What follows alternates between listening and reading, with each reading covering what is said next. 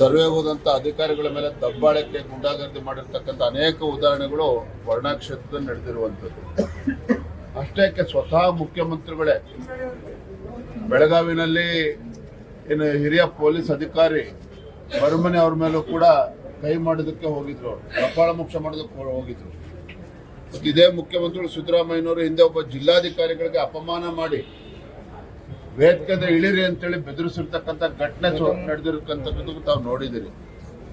ಮೊನ್ನೆ ಶಿಡ್ಲಘಟ್ಟದಲ್ಲಿ ಪೌರ ಆಯುಕ್ತರ ಮೇಲೆ ಯಾವ ರೀತಿ ಗುಂಡಾಗರ್ದಿ ಮಾಡಿದ್ದಾರೆ ಕಾಂಗ್ರೆಸ್ ಮುಖಂಡರುಗಳು ಅಂದ್ರೆ ಕಾಂಗ್ರೆಸ್ ಸಂಸ್ಕೃತಿಯನ್ನೇ ತೋರಿಸ್ತಾ ಇದೆ. ಕಳೆದ 2.5 ವರ್ಷದಲ್ಲಿ ಸಿದ್ದರಾಮಯ್ಯನವರು ಕಾಂಗ್ರೆಸ್ ಸರ್ಕಾರ ರಾಜ್ಯದ ಅಧಿಕಾರಕ್ಕೆ ಬಂದ ಮೇಲೆ ಯಾವ ರೀತಿ ಅಧಿಕಾರಿಗಳಿಗೆ ಬೆದರಿಸುವಂತ ಕೆಲಸ ಮಾಡ್ತಾ ಇದ್ದಾರೆ, ಮಹಿಳೆಯರು ಅಂತ ಲೆಕ್ಕಿಸದೆ ಯಾವ ರೀತಿ ದಬ್ಬಾಳಿಕೆ ಮಾಡ್ತಾ ಇದ್ದಾರೆ. ಇದು ಕಾಂಗ್ರೆಸ್ ಸಂಸ್ಕೃತಿ ಮತ್ತೆ ಸಿದ್ದರಾಮಯ್ಯನವರ ಸಂಸ್ಕೃತಿ. ಇದು ಅದನ್ನೇ ಅವ್ರ ಕಾರ್ಯಕರ್ತರು ಗುಂಡಾಗರ್ದಿಗಳು ಪುಡಾರಿಗಳು ಮಾಡ್ತಾ ಇರುವಂಥದ್ದು ನೋಡಿ. ಮತ್ತೊಂದು ಕಡೆ ದುರಂತ ಅಂತ ಹೇಳಿದ್ರೆ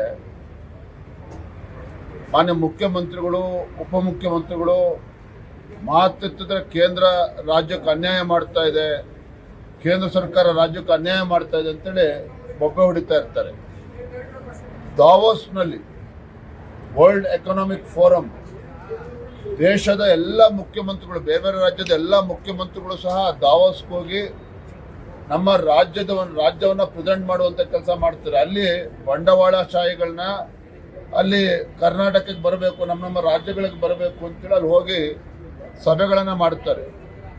ಮುಖ್ಯಮಂತ್ರಿಗಳು ಹೋಗಲಿಲ್ಲ, ಹಣಕಾಸಿನ ಸಚಿವರಾಗಿ ಉಪಮುಖ್ಯಮಂತ್ರಿಗಳು ಕೂಡ ಮೊನ್ನೆ ಹೊರಟಿರ್ತಕ್ಕಂಥವ್ರು ಕ್ಯಾನ್ಸಲ್ ಮಾಡಿದ್ದಾರೆ. ಅಂದ್ರೆ ಕರ್ನಾಟಕ ರಾಜ್ಯದ ಬಗ್ಗೆ ಎಷ್ಟು ಕಾಳಜಿ ಇದೆ ಅವರಿಗೆ ಅಂತೇಳಿ, ನಮ್ಮ ರಾಜ್ಯದ ಅಭಿವೃದ್ಧಿಯ ಬಗ್ಗೆ ಎಷ್ಟು ಕಾಳಜಿ ಇದೆ ಅಂತೇಳಿ ಇದರಲ್ಲೇ ಗೊತ್ತಾಗ್ತದೆ.